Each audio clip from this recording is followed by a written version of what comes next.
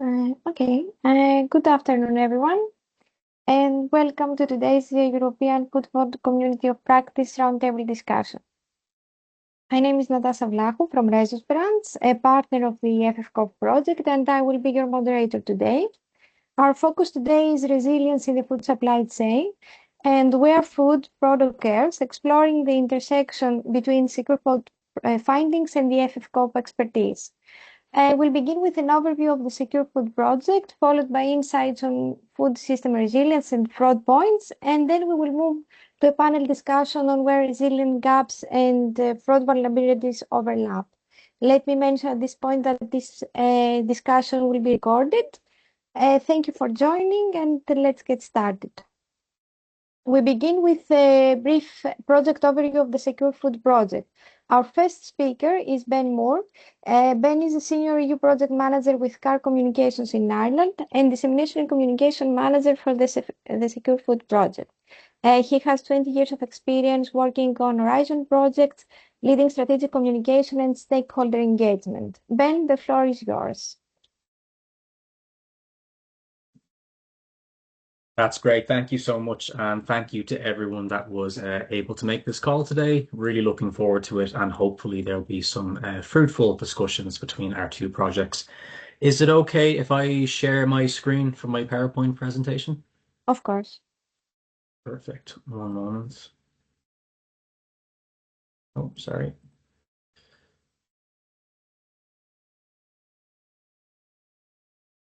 Sorry, just bear with me one moment. My laptop is being very slow.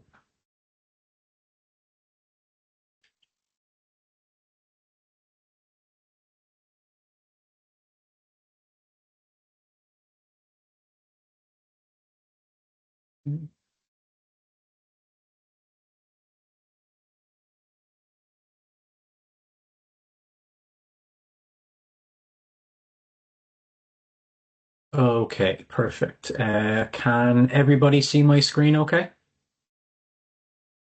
Yes, perfect. Thank you. Okay, excellent. So just to reiterate again, thank you everyone for joining today. My name is Ben Moore. I am a senior EU project manager with CAR Communications Limited, based in Dublin, Ireland, where we have over 20 years of experience in providing communication and dissemination expertise to EU-funded projects. On the SecureFood project, I am the communication and dissemination manager, and I'm also joined by my CAR Communications colleague, Annalie Cathier, who also provides communication and dissemination expertise to the SecureFood project. So looking first at what SecureFood is. So in a nutshell, SecureFood is an integrated approach to enhance food systems resilience, advocating for food security and an uninterrupted food supply. It's a 42-month Horizon Europe project under the call Horizon CL6 2023 Farm to Fork 01. The project duration is 3.5 years and is funded by the European Union with just under €8 million in funding. And as you can see from the graphic on the right-hand side here, we have a wide variety of partners, 25 in total, and their affiliate organizations from across Europe. So looking then at why secure food matters. Well, food systems today, they function as complex global networks. So what happens in one part of the world, whether it's a drought, a trade restriction, or a logistics delay, can have ripple effects across entire regions, across Europe and beyond. There are key pressures, of course, undermining food security. Europe's reliance on external trade, for example, makes our food supply sensitive to geopolitical or market disruptions. The past few years have made these vulnerabilities impossible to ignore. During COVID-19, for example, we saw transport bottlenecks, labor shortages, and even temporary shortages of essential goods on our shelves. Events such as these highlight how quickly local or regional crises can escalate into global instability. And so secure food directly contributes to the goals of the strategies of the EU Green Deal and Farm to Fork strategy by helping to translate policy ambition into practical evidence-based tools and frameworks that can strengthen Europe's ability to anticipate, absorb, and recover from future disruptions. So now that we've looked at why our food systems are vulnerable, we're going to now turn to how SecureFood is addressing those challenges. So the foundation of SecureFood is scientific knowledge, both existing and new. In our project, we're bringing together research from across multiple disciplines to understand what makes food systems resilient and how that resilience can be measured and strengthened. But of course, resilience isn't something that can be achieved by science alone. It's also about collaboration. SecureFood takes a multi-actor approach involving policymakers, producers, industry, and civil society to make sure that the tools and frameworks we develop are realistic, inclusive, and are reflective of real-world needs. Finally, we're complementing that science and collaboration with technology. SecureFood is developing digital tools that will help to analyze vulnerabilities, model future scenarios, and support decision-making that enables users to test different resilience strategies, forecast disruptions, and monitor system performance. So taken together, these three pillars form what is the backbone of SecureFood's approach to the challenges we addressed earlier. They're interconnected and mutually reinforcing, allowing the project to bridge research, policy, and practice to strengthen Europe's food system for the long term. And then at the heart of SecureFood lies a set of 4 dynamic case studies that will serve as co-creation hubs that is designed to demonstrate, test, validate, and refine the project solutions. So you can see here we have case study 1, which is grain in Ukraine. Case study 2, fruits and vegetables in Portugal. We have case study 3, which is fish and aquaculture in Greece and Belgium. And then we have case study 4, which is milk and dairy products, also in Greece and in Finland. So with the proposed solutions that we mentioned earlier, including the project's frameworks, models, and digital tools across different food supply chains, regions, and levels of disruption, what these case studies are in essence is they form the cornerstone of the project's co-development approach, bringing together technical partners and stakeholders to ensure that the solutions developed are practical, impactful, and aligned with both the real-world needs and the challenges that are faced by the end users of this project. Each case study listed here will focus on a specific food supply chain and distinct geographic contexts that provide a representative, cross-section of the broader European food system, from the grain production affected by the war in Ukraine to the handling of perishable fruits in Portugal. Each case study will guide the development of the SecureFood solutions, including, among others, digital twins, early warning systems, resilience modeling, and observatory dashboards. So that was just a brief overview of the SecureFood project and what we're aiming to do and the challenges we address. If we do have any other questions, we can raise them during the roundtable discussion at the end. But thank you for your attention.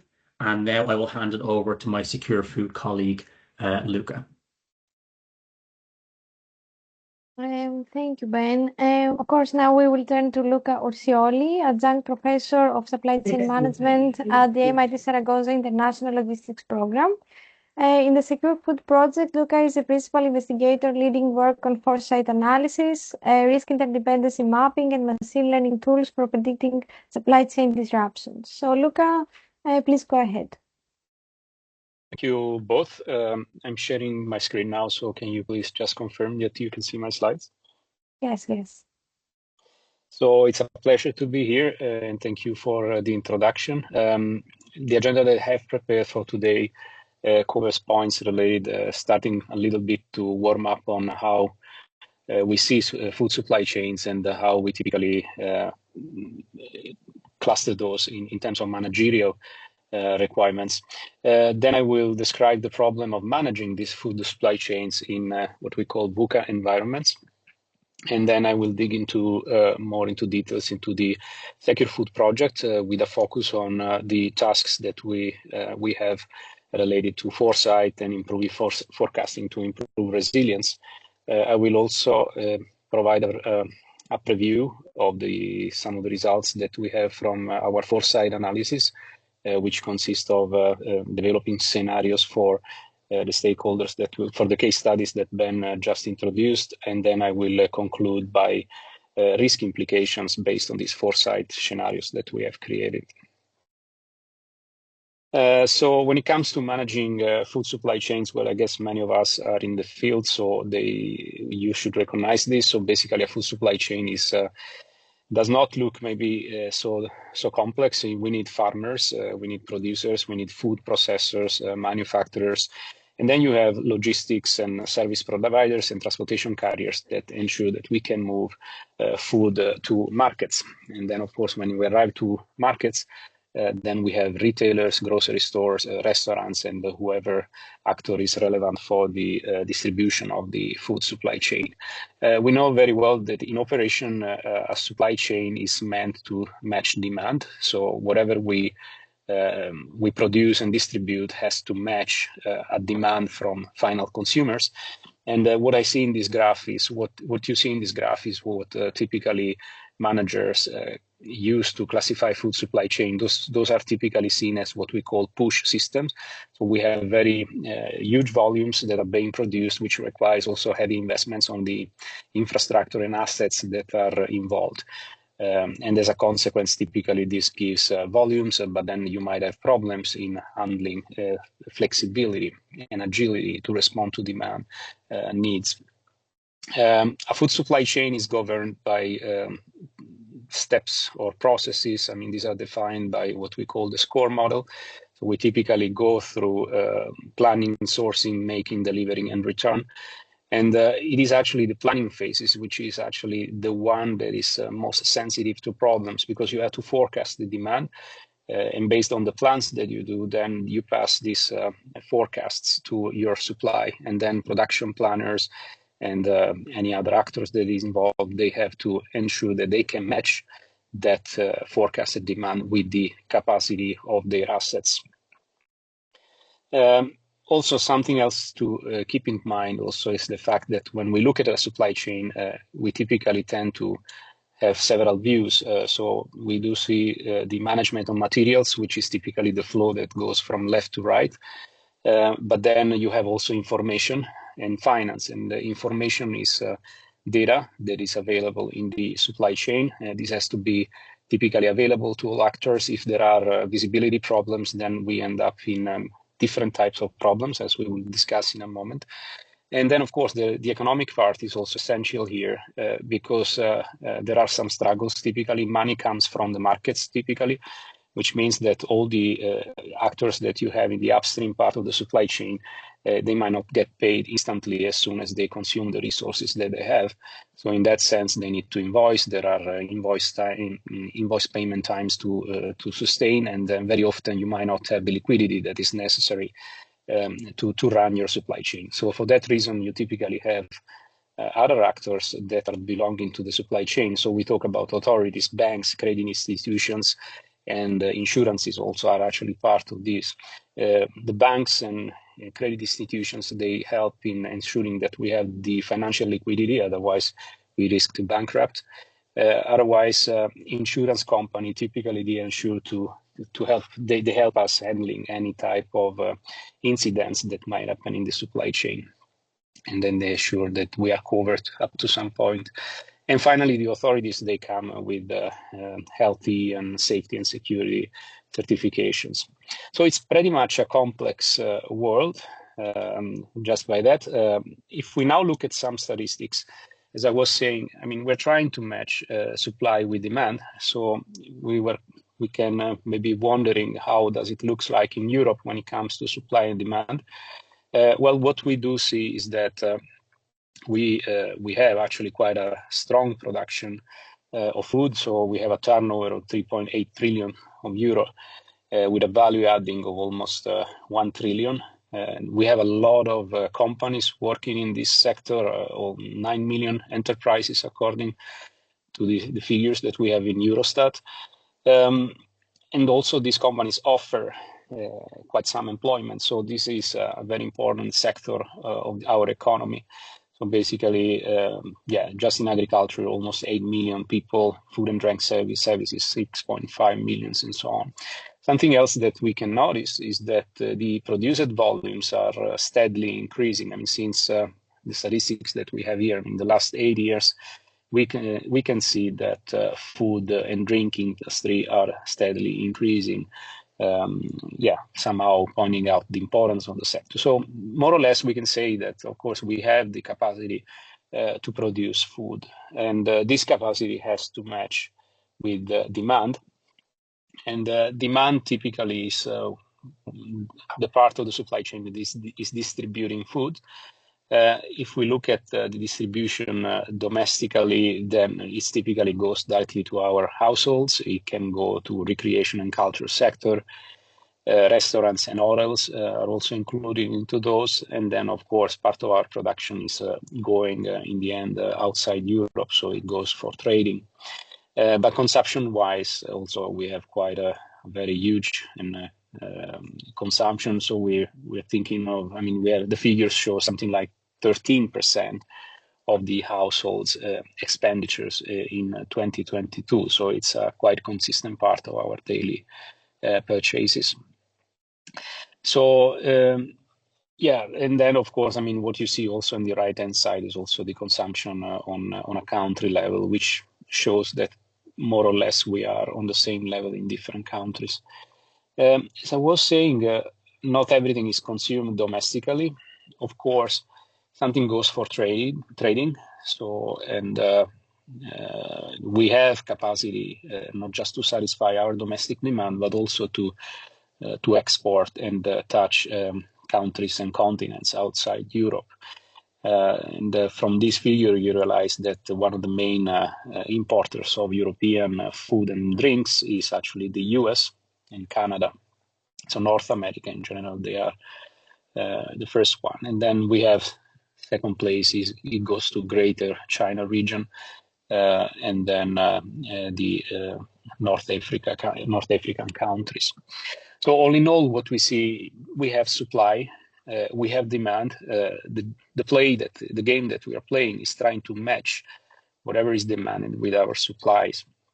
And according to what we see, as there is very profitable trading, we are able actually to produce more than what we can actually consume domestically. Well, while these are good news, there are still problems because, once again, I mean, food supply chains are actually food systems that are meant to generate significant economies of scales and high production volume. So we call these push systems. But usually when you have a push system, which means that you basically deliver whatever comes, you deliver that to the market, then you end up being not flexible. Okay, so you can think I guess you might know, I mean, many of you are experts, so you know very well that when you cannot control Mother Nature, more or less, so whatever is coming from nature, it comes in kind of quantities that we can, as long as we have allocated some assets, these are coming, so we cannot really control. But what we can do is that we can manage, and then it's up to us to ensuring that we can manage in order to distribute whatever comes from the system in a good manner. But considering that the systems are not flexible, we might end up into troubles. I mean, let's say that 1 year we produce more than we were expecting. That's an oversupply, and an oversupply can create problems. And you can think like of you might have bottlenecks in the system that you have. I mean, the system has a capacity, as I was saying, so, and some of this capacity is fixed with little flexibility sometimes. So that means that you create bottlenecks. Bottlenecks create queues and waiting times in the process, which can lead to waste. At the same time, even if we reach the market, then we can depress prices, which might result into lower margins for the actors that are part of the supply chain.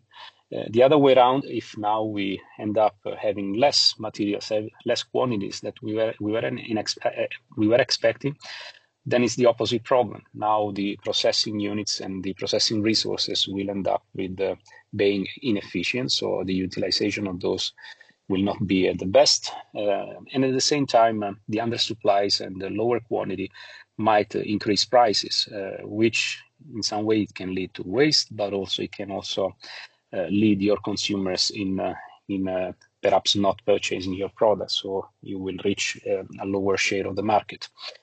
In general, as we can understand, this kind of mismatches or potential differences in production create problems, but you might have also differences in and changes of consumer preferences and also consumer availability or access to money, which in the end might also create problems in delivering the goods on our tables.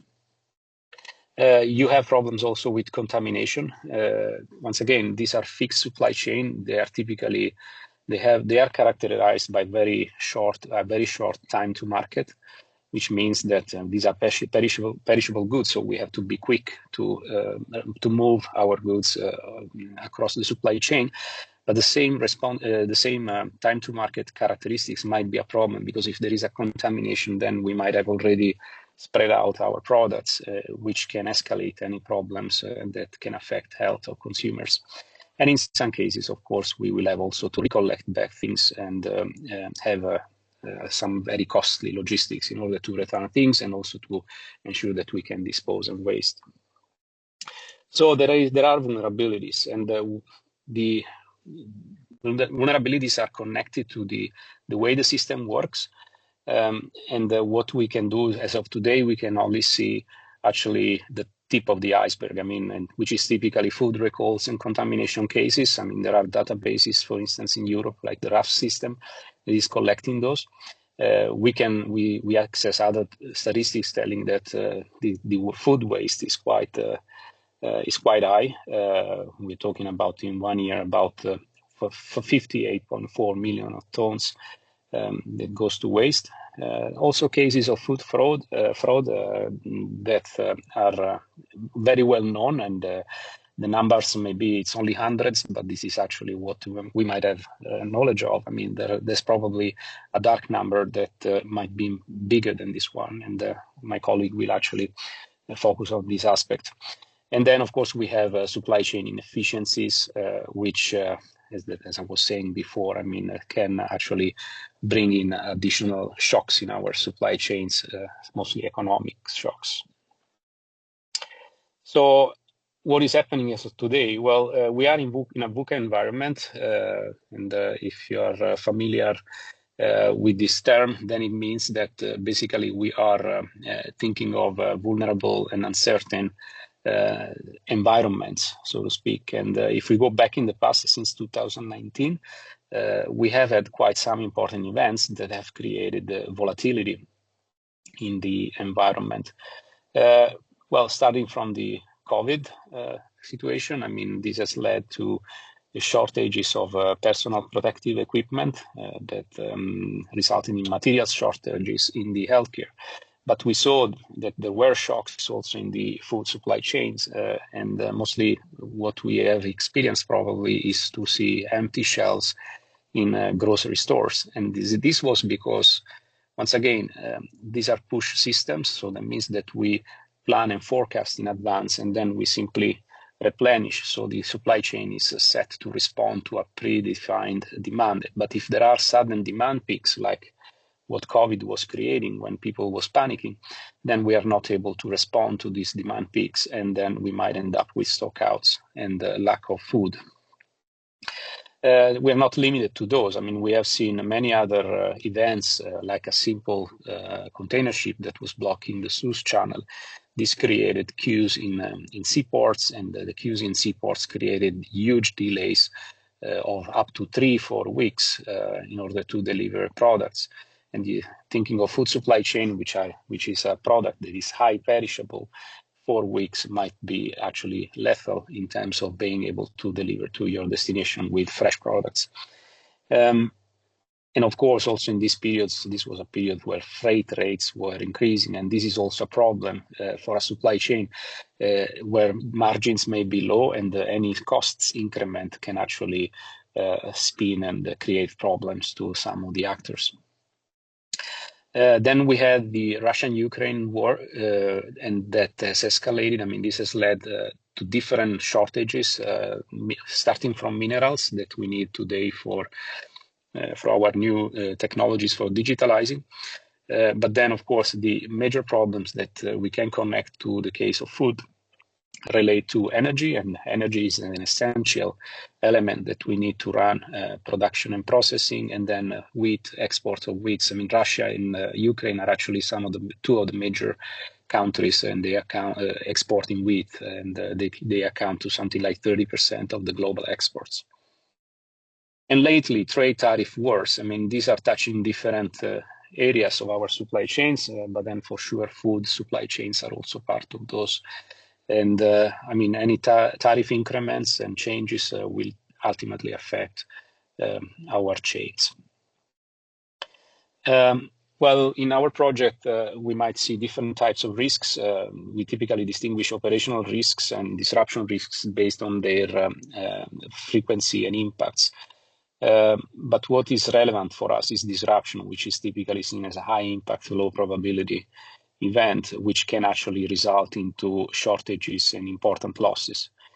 And shortages and losses can actually have significant consequences when it comes to food. We know that it leads daily to malnutrition, humanitarian crisis, economic crisis can also be pushed by food unavailability.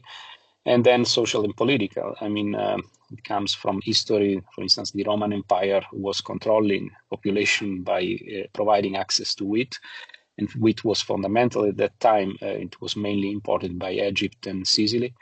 But when there were shortages, then this escalated into riots and protests. And actually, the fall of the empire can be connected to the lack of wheat. What is coming next? Well, many things. I mean, this is the World Economic Forum, which shows the Global Risk Perception Survey, starting from extreme weather, misinformation and disinformation, polarization effects, and cost of living crises and cyber attacks. Those were nominated as 5 of the main important trends to be considered in the future, according to a survey.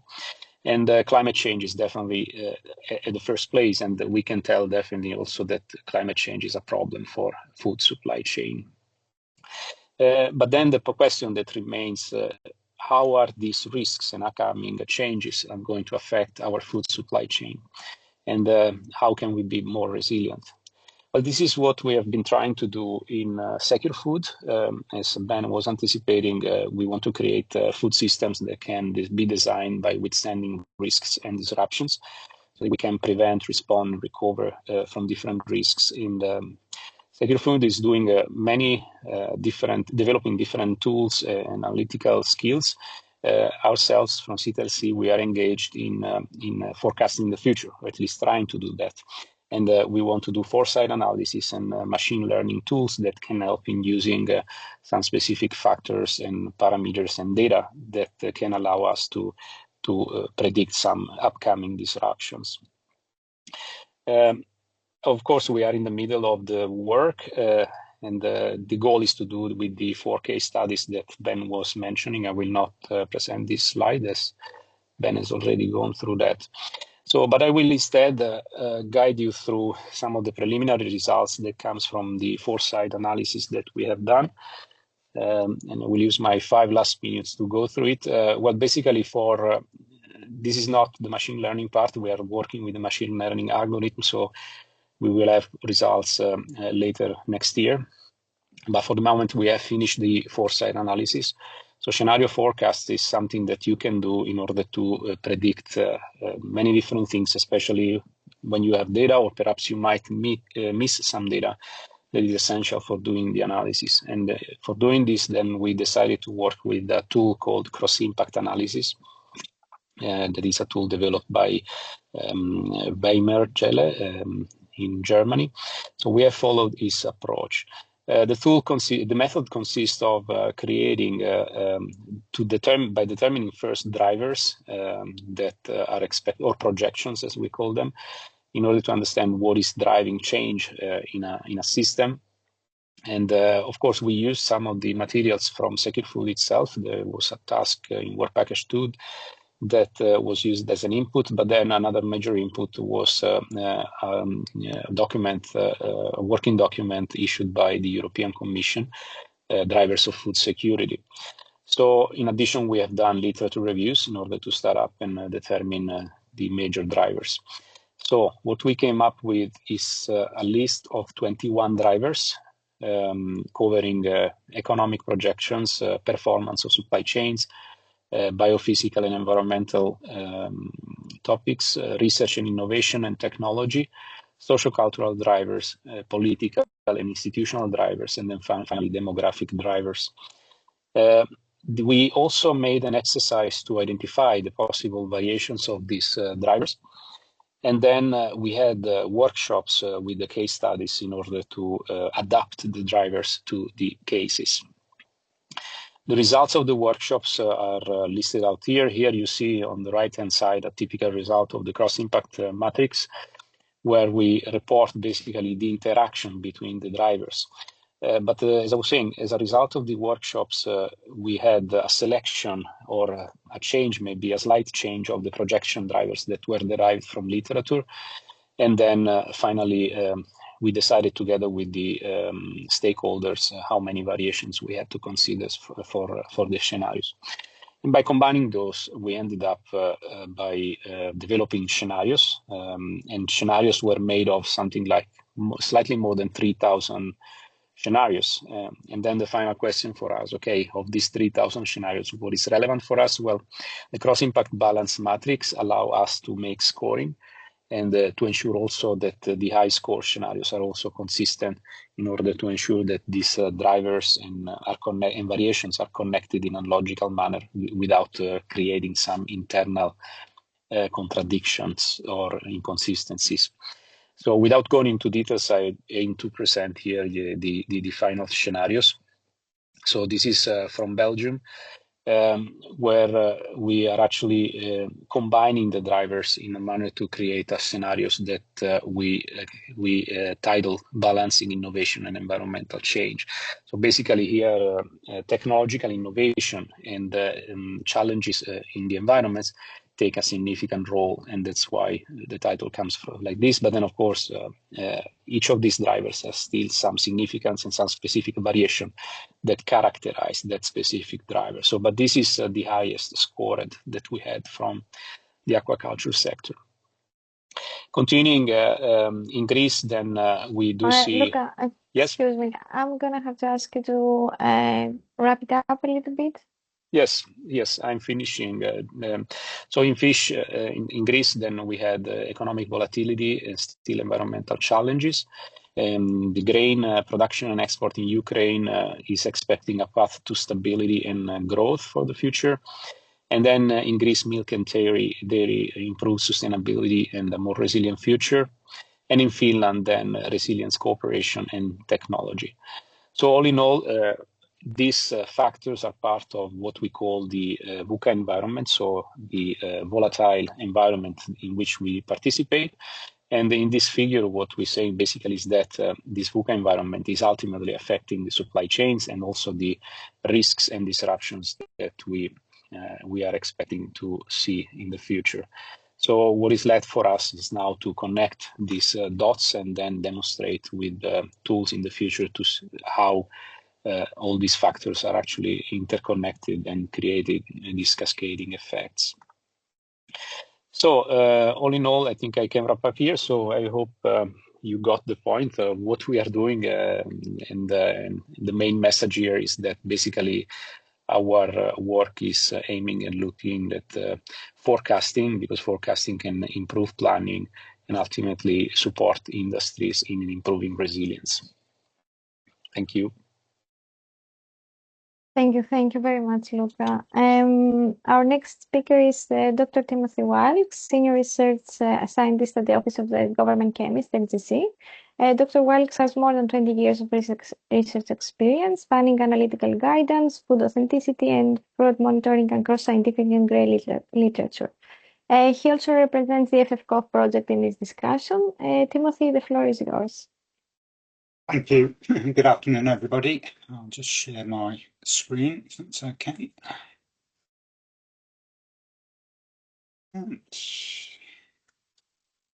And should go on.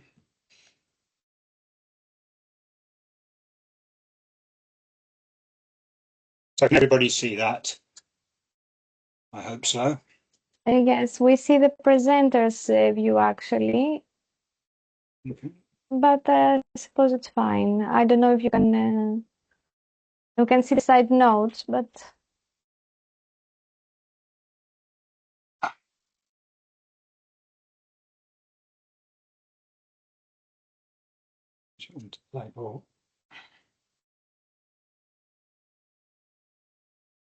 It doesn't want to show the file, so in the interest of brevity, if you're happy, I'll take it from here and just go through the slides so there's less confusion over what's being presented.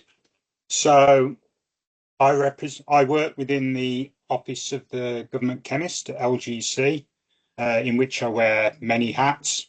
I'm not a chemist, actually. I'm a geneticist who came from the field of oncology. So a lot of this is new to me, but quite exciting and interesting. And for today, I represent FAN, which is hosted at LGC and is a partner of the European Food Fraud Community of Practice, and we're Work Package 2 leaders.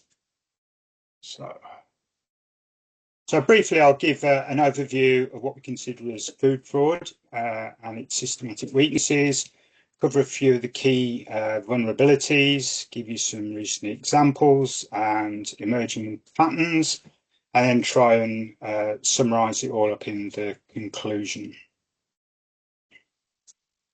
So food fraud, food adulteration, food crime, counterfeiting, all relate to a problem that's existed really since the commercialization of food.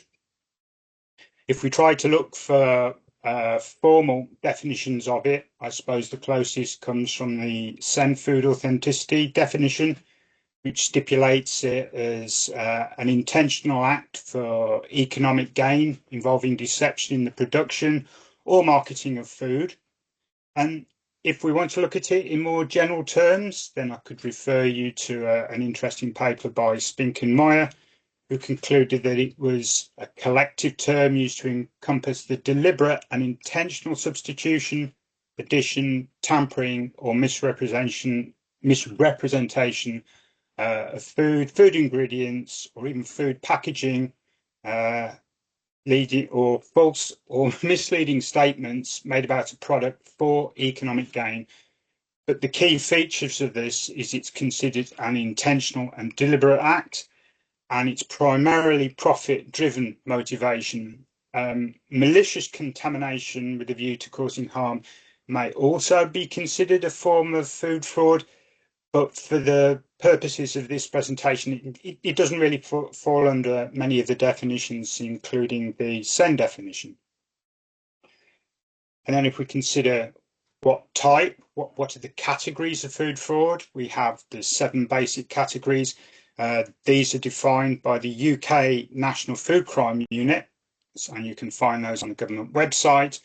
So we have adulteration, which is adding undeclared substances to reduce cost or fake the quality of something, with examples such as water in fruit juice or peanut powder in almond as a bulking agent. Substitution, where we're replacing a food ingredient with a similar but probably inferior product. Misrepresentation, where we're looking at false claims about quality, origin, or safety. Document fraud, which seems to be an up-and-coming type of fraud, which is the creating or using of false documents or packaging to market fraudulent products. Theft or diversion, so that's dishonestly obtaining food, drink, or feed products for profit. Diversion of gloves. Illegal processing, this tends mainly to be the slaughtering or preparing of meat in unapproved premises or using unauthorized techniques. And waste diversion, which is another recent intersection, which is the illegally reintroducing food meant for disposable back into the supply chain. And what are the consequences of these? Well, we have health risks, fraudulent products may contain harmful contaminants, allergens, or unauthorized additives. The big one of recent times, I think, probably was the melamine milk in baby formula, although from comparatively long time ago, industrial dyes being introduced into spices and herbs to falsely colour them, which can cause severe illness or in some cases fatality. Economic loss, where legitimate businesses can suffer financial damage due to counterfeit or adulterated goods undercutting prices. Loss of trust, when frauds expose consumer confidence in brands and food systems declines. And also trade barriers. Food fraud creates trade barriers in international trade between countries who may impose stricter checks and certifications, adding cost to you delivering that product to that market. So you take a hit from that.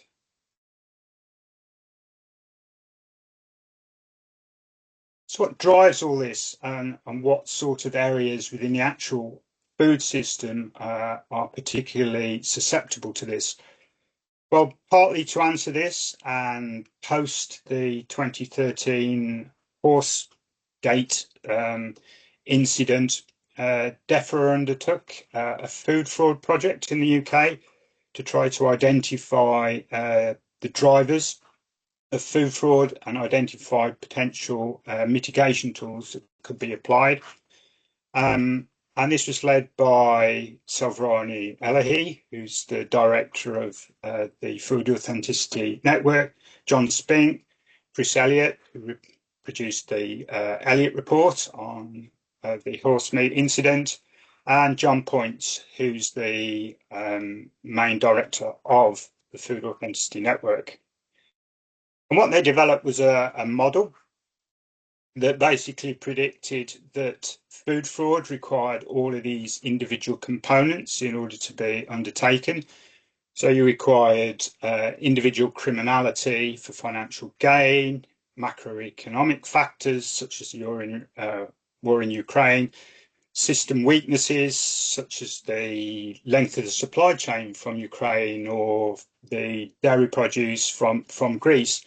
And if you removed any one of these components, food fraud wouldn't occur. But if they're all there, there's a high likelihood that food fraud would start to occur.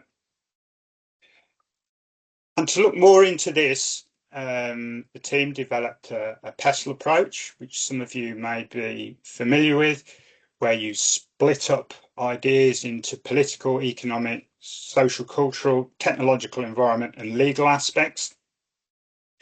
And then you use those to try and map out which drivers are most significant to the question you're trying to answer. So what causes food fraud in this incident, and what are most relevant and important in terms of addressing food policy in the immediate future. So we're looking at sort of in the next 5 to 10 years, what things are important and how can that influence policy. And they used the question, what were the global drivers of food fraud that were likely to impact the UK in this instance in the short to medium term, the 5 to 10-year period. And from this exercise, a brainstorming exercise, there were a total of 476 drivers identified, which were narrowed down to basically 41. So we had things such as political corruption, war or civil unrest. For us, the changes implemented by Brexit, again, these fell into the economic sort of drivers, as well as globalization of the food supply chain, pressures to reduce waste, climate change, the pandemic, epidemic, human or animal in that context. If we look at the sort of animal diseases such as swine fever or foot and mouth, increasing global population. We look at technical things such as increasing technical knowledge of fraudsters, novel foods, crops and varieties.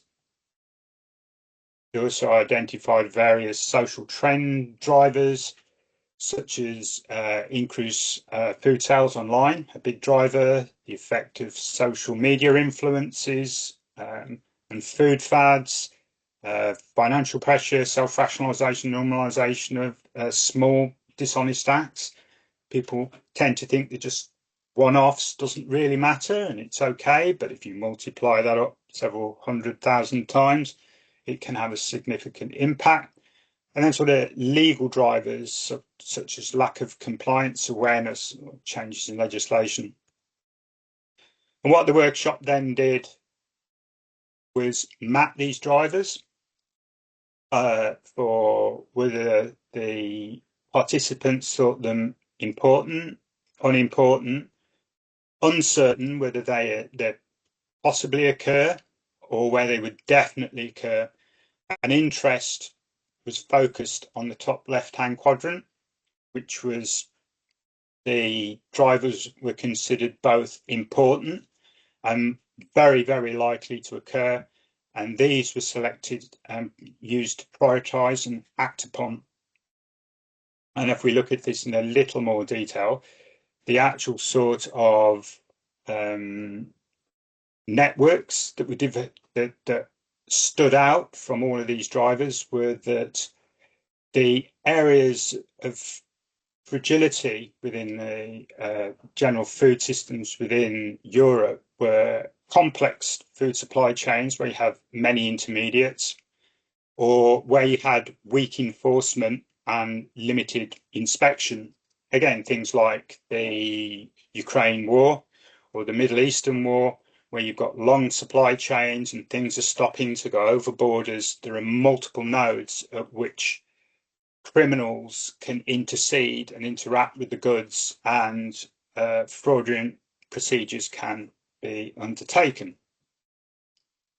So that was back in 2020, just as the pandemic hit. But FAN undertook a similar foresight exercise at the recent Berlin International Food Fraud Conference as part of EFF-CoP and part of our role as Work Package 2 leaders.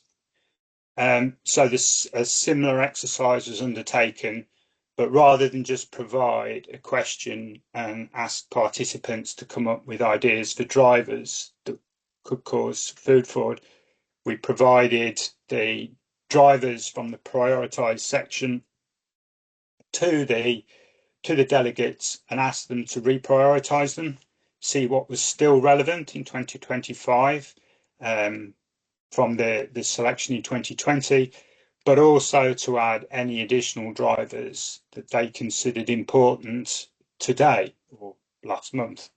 And again, we had a similar number of drivers pulled out. Very few from the 2020 exercise were actually discarded.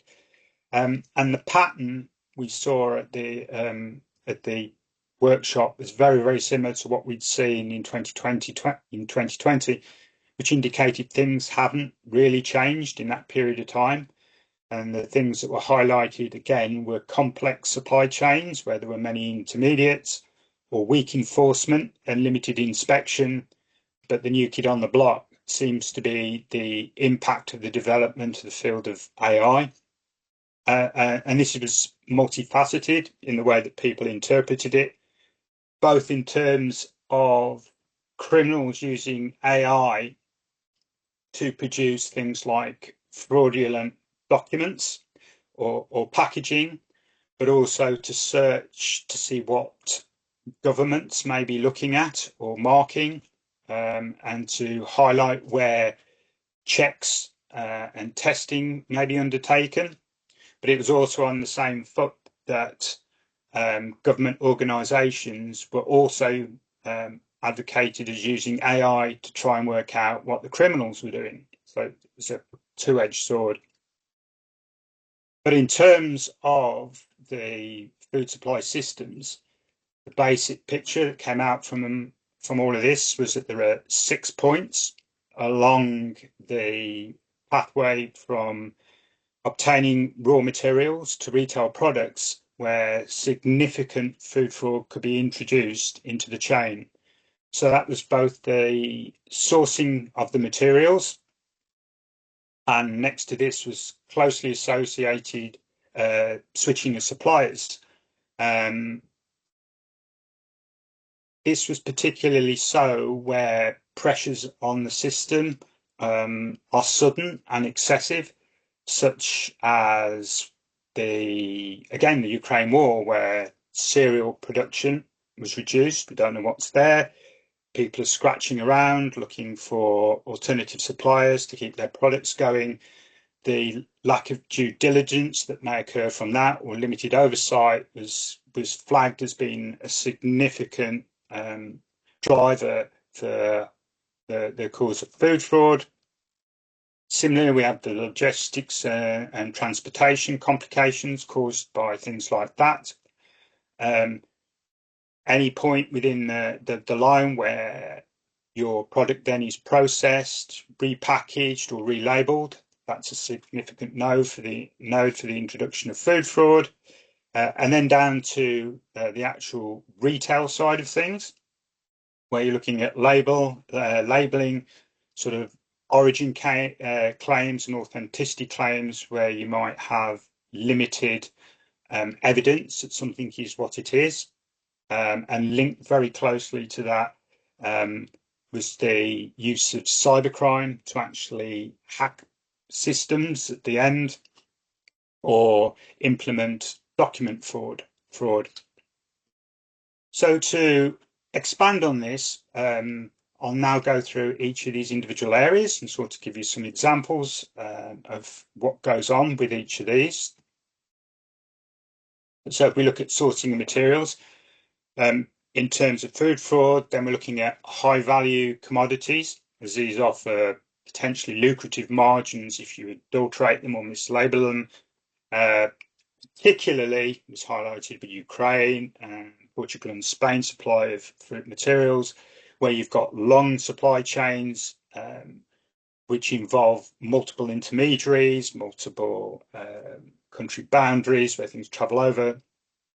So the particular vulnerabilities in this with sourcing it, the products may originate from remote regions or multiple small suppliers. So that sort of thing would be honey from apiaries, where you might not have one large beekeeper, you might have lots of little ones, and they all send their products to one individual area. So you've got your supply is spread out over a very wide area, so it's very difficult to keep tabs on what comes from where.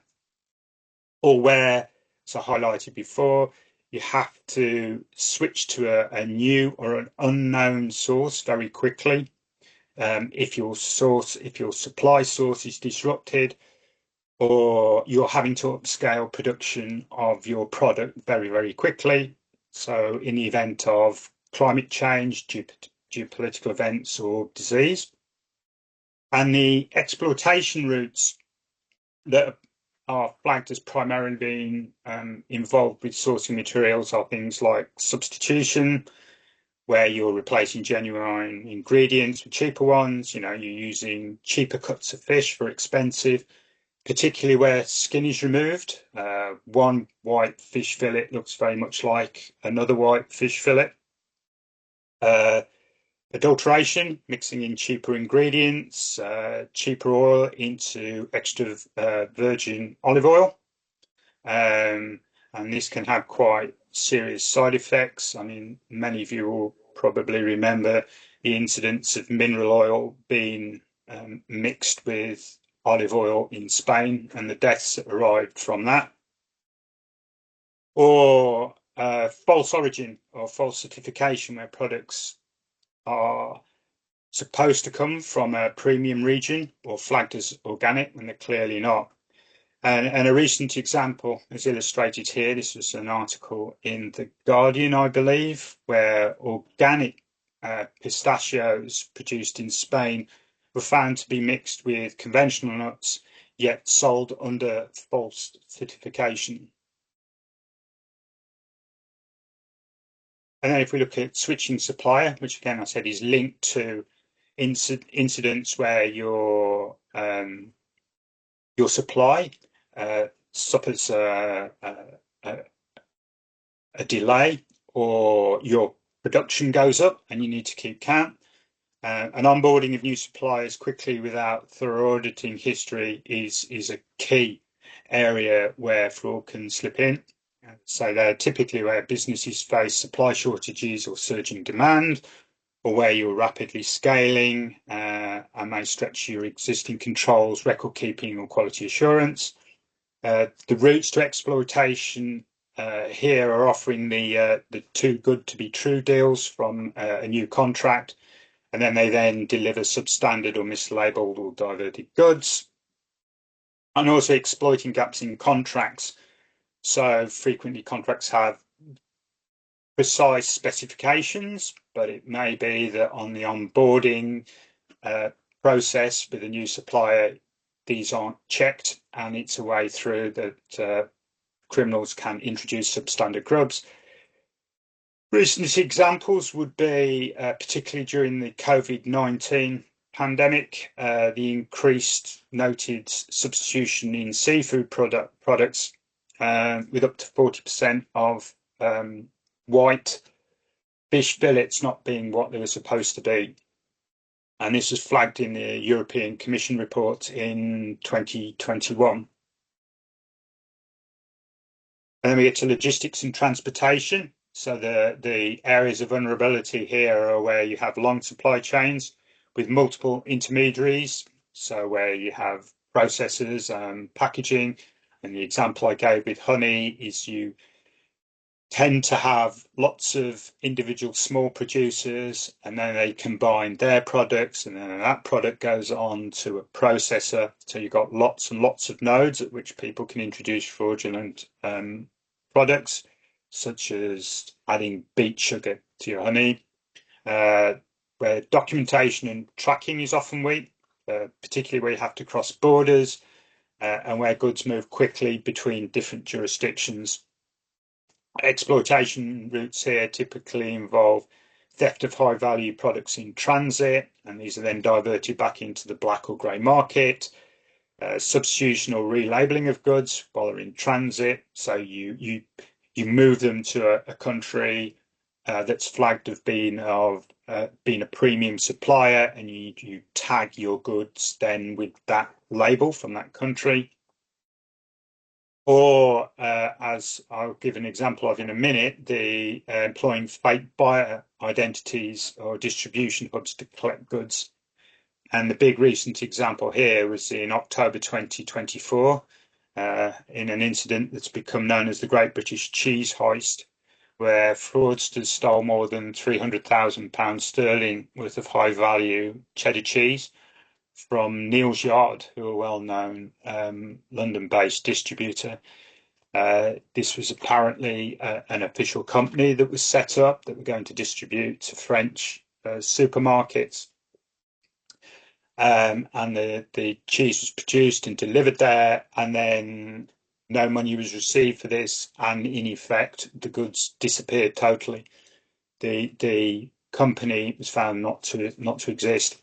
So quite a disturbing finding in terms of the effect that your logistics and your transition can have. And then similarly, your processing and repackaging.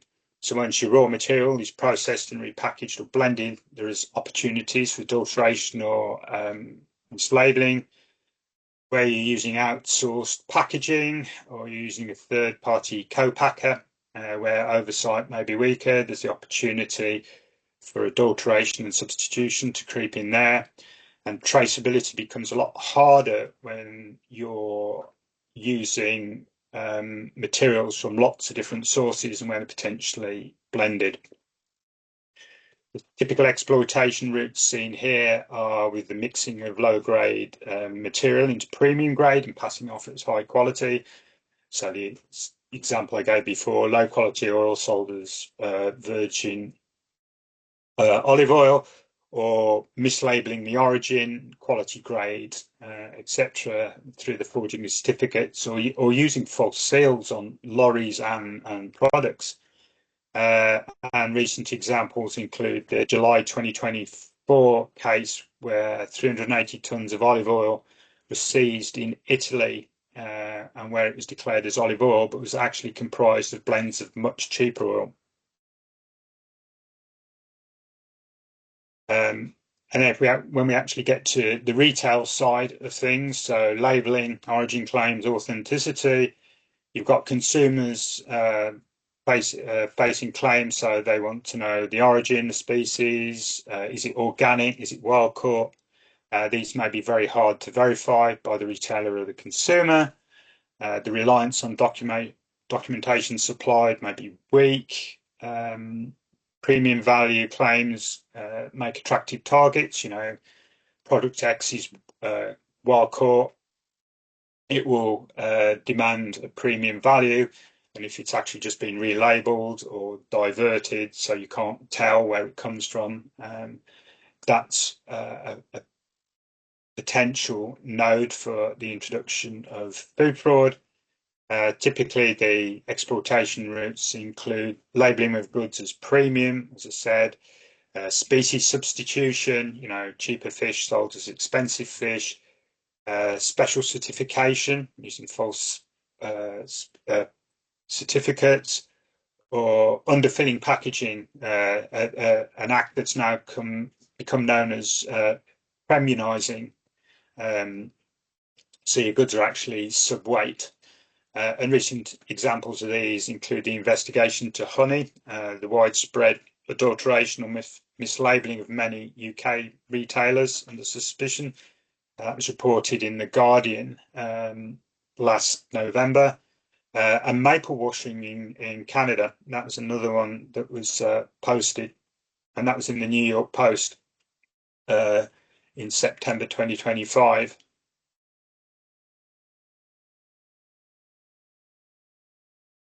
Finally, we have the document fraud or cybercrime, where in terms of document, it's where you have a heavy reliance on paper-based documentation rather than digital versions, and where you get limited auditing of the certification and supplier provided documents.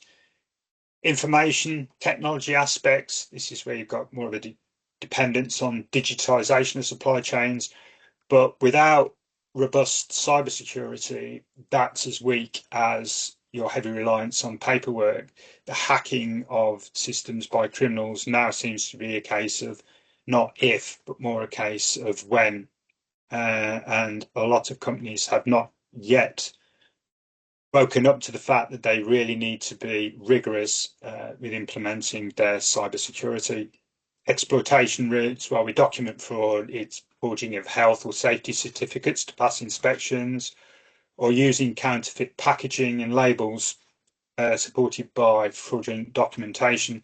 This actually is something that's coming to the fore with the rediversion of waste products or secondary products back into the food chain. With cybercrime, it tends to be the hacking, traceability of blockchain systems to alter the origin or the quality, or phishing attacks, which was in effect what happened with the Neal's Yard cheese incident. And again, recent examples were the July 2024 olive oil mislabeling in Italy, and as I mentioned, the Great British Cheese Heist back in October 2024. And Timothy, could I kindly ask you to wrap it up? Yep, okay, quickly. So in terms of where can you go to look at this and get some idea of where things come from, the Food Authenticity Network posts research methods on looking for food fraud, provides guides and reports, and also guidance on standardization.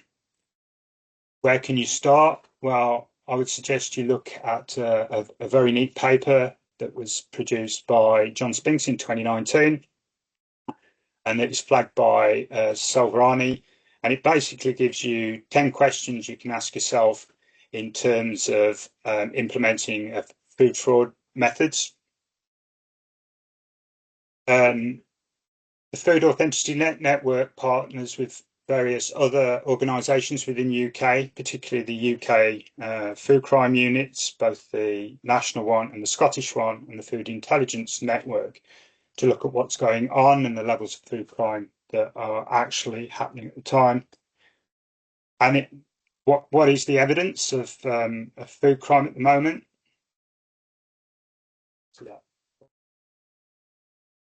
Well, if we look at the data over the last year, the number of food fraud reports has stayed more or less static, which tends to indicate that there's a strong controlling influence by the mitigation actions that are being taken at the moment. But if we combine this with the food safety reports over the year, we can see that it's still increasing. There's been a gradual tick up of the number of reports of food crime, both food fraud and food safety. So what does that mean now? Well, probably we can take it as that food fraud is not just about one bad actor. It's enabled by weak points at many stages of the supply chain, which I try to indicate. Recent patterns show elevated risk in premium foods, particularly things like olive oil, organic products and seafood. The fraudsters are getting increasingly sophisticated in impersonating buyers and creating fictitious clients. And the typical hotspots now include the areas to look at: sourcing of your raw materials from poorly audited suppliers, the quick switching or adding of suppliers without due diligence, logistics and transport, things where you may have to cross many borders and there may be weak oversight, processing and repackaging, and retail, where customers rely on claims which may not be independently verified. I just wanted to acknowledge Director of the Food Authenticity Network, Salvarani Elahay, and the executive team who run that network. And thank you for your attention. Thank you, Timothy. Thank you all for your presentations. We will now move into a guided discussion examining where resilient challenges and vulnerabilities intersect. This is going to be a short discussion because we took a lot of our time in our presentations, but let's talk about the first question is addressed to Luca. Based on the SecureFood work, which parts would you say of the European food system appear most vulnerable under future risk scenarios? Yes. Well, overall, I think that the farming part of the food supply chain is the one that, according to what we think, of course, is mostly exposed to threats. I mean, and especially when it comes to climate change and economic volatility. I mean, those are expected to be under pressure in the coming years. I mean, also, I was thinking in terms of security vulnerabilities, according to Timothy's presentation, you can think much of these farmers are established in rural areas, which are typically easy targets for any kind of antagonistic attacks. Of course, I mean, it implies some level of sophistication to manipulate things and change, but still, I mean, if now these end up being vulnerable, there's a chance to have open doors. So yeah, that's in essence what I think could be the vulnerable parts. And then, of course, I mean, we need to think generically, it depends on the geographic context and the level of vulnerability that we are considering for a potential target. Makes sense, actually. From the food fraud side, Timothy, where do you see resilience gaps becoming entry points for food fraud in today's supply chains?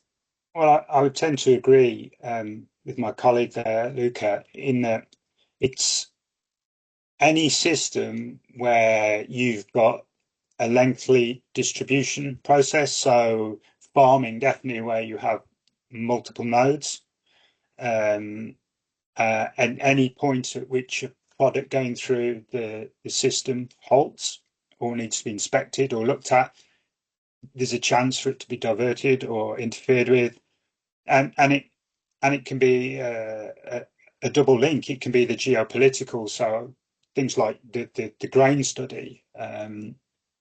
I think that's really typifies it, where due to the geopolitical situation there isn't entire transparency about what's actually, in terms of grains and cereals, what's actually there, and the bottlenecks in the transport as well. You know, the Black Sea, where things are moving down there and then they halt and then they have to be transported. I think those sort of areas, definitely where you've got an extended supply chain, are very vulnerable to food fraud. Yeah. The next question is on forecasting warning signs. Luca, let's start with you. What early warning indicators can signal both weakening resilience and increased fraud risk? Okay, so when it comes to resilience problems, of course, early warning, again, we're talking about climate change. Overall, we do see, well, one should distinguish sudden events from chronic events. I mean, sudden events can be a peak in precipitations or some freezing event, or, I mean, these things can affect the production of soils or the farming activities related to milk and dairy. But these are disruptions that are limited in time. What we actually may struggle a little bit is what we call chronic events, I mean, which is a change in temperature of 1 degree per year, and which means that on a long distance term, I mean, 40, 50 years, we might have a lot of problems. I mean, so yes, early warning signals, we can spot them today. The challenge is more on the long-term signals and how this could be included in the planning and in the setup of the supply chains. When it comes to signaling, we have a lot of data that is being collected. It comes in different forms and different level of quality. So that we are struggling in keeping a good quality in order to use those effectively in our forecasting algorithms. When it comes to fraud, well, you can think of many different things. I mean, from the economic situation, where strict economic times may lead people to commit illicits or more illegal operations. I mean, the more you are in troubles, the more there's a chance that somebody may do something wrong. And also sometimes new regulations. I mean, new regulations come into place. And you know that for sure somebody will not be able to apply, or perhaps they do not interpret the regulations in the correct manner, or too strict regulations can actually force the market to take some inevitable actions to avoid some bankruptcy. I mean, we recall, for instance, the Volkswagen scandals with the engine emissions that were faked, and of course, I mean, it was wrong, but the regulations for the diesel emissions were too strict. So these can be early warning indicators, I would say. Yeah. Yes.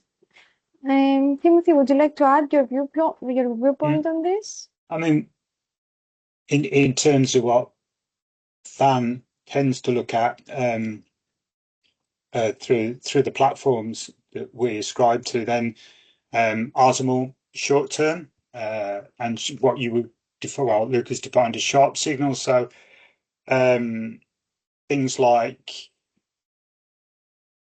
input output imbalances. You know, you look at the market and where you can see that a product, well, how would you phrase it? Yeah, your harvest, you're outputting more than is being harvested or collected. So a mass imbalance, or potentially price spikes or unusual price divergences, which are seen on the markets. You know, where retail prices diverge significantly from wholesale prices, that for us would be a signal that something was going on, potentially adulteration,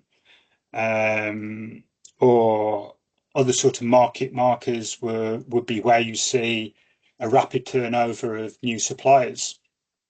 That could potentially be an area that's flagged up for food fraud. And linked to that, you can have things like we see rising complaints about quality coming through, which means oversight of your production or supply chain is starting to fall off, and the resilience is dropping, and the occurrence of food fraud is going up.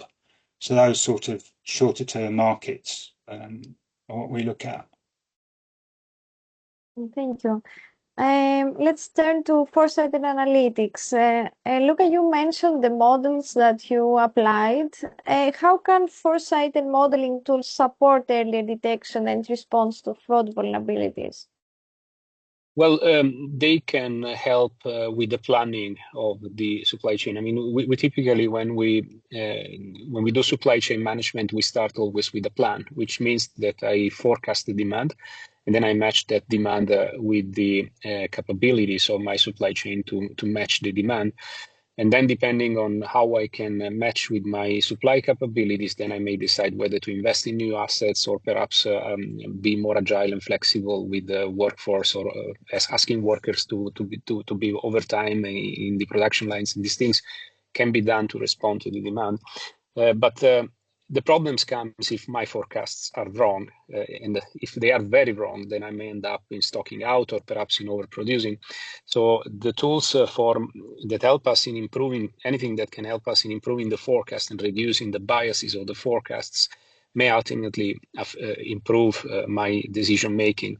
I mean, starting from as of today, a majority of us is using time series forecasts, which basically are based on historical events, but these are quite linear. So nowadays, using machine learning and AI can help in going to the non-linear field, I would say, which means that I can be able to spot sudden peaks and changes of demand and be able to integrate those in my forecasts. We also in SecureFood are looking in the foresight analysis, which means that if you don't have data about past events, you can still create some forecast that is based on events that never happened before. Which is a limit of typically modeling tools, but the foresight instead open up and create a space of new things that should be there on the planning, and should be considered in the setup of the supply chain. Thank you. Let's move on to the next theme and information sharing. Timothy, what barriers currently limit information flow between resilience planning and food fraud intelligence communities? Good question. I think the one thing that you see come up again and again and again is what tends to be termed as organizational silos, where the people reporting belong in different units, and the different units may have different mandates or reporting lines, and this can reduce information sharing practices, different priorities as well. Resilience planners tend to look at sort of system-wide disruption, like pandemics, natural disasters, whereas your food fraud analysts are looking more at intentional adulteration type things. So I think the different priorities between the different groups can be a big thing. And then something else that might affect it, I think these days, is sort of data sensitivity and data confidence. You know, you start talking about food fraud for your company, and that is politically, commercially, a very sensitive item that might damage your reputation. So I think a lot of companies are a bit reticent about sharing information that may indicate that they have a higher occurrence of food fraud than their competitors. I think that those are significant barriers to information exchange.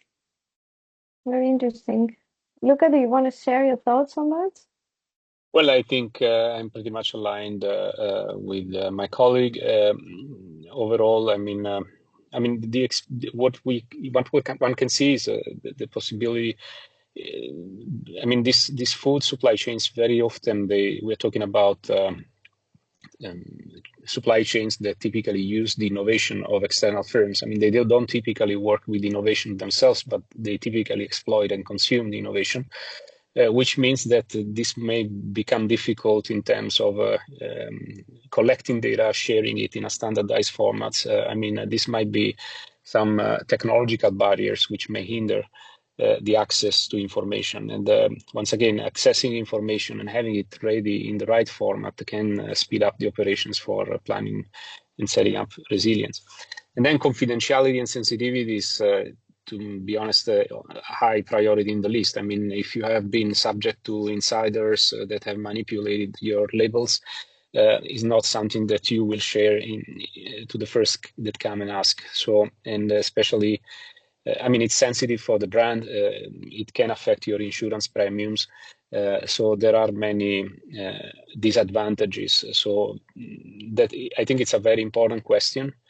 And it is something maybe to consider as a future challenge to uptake in research.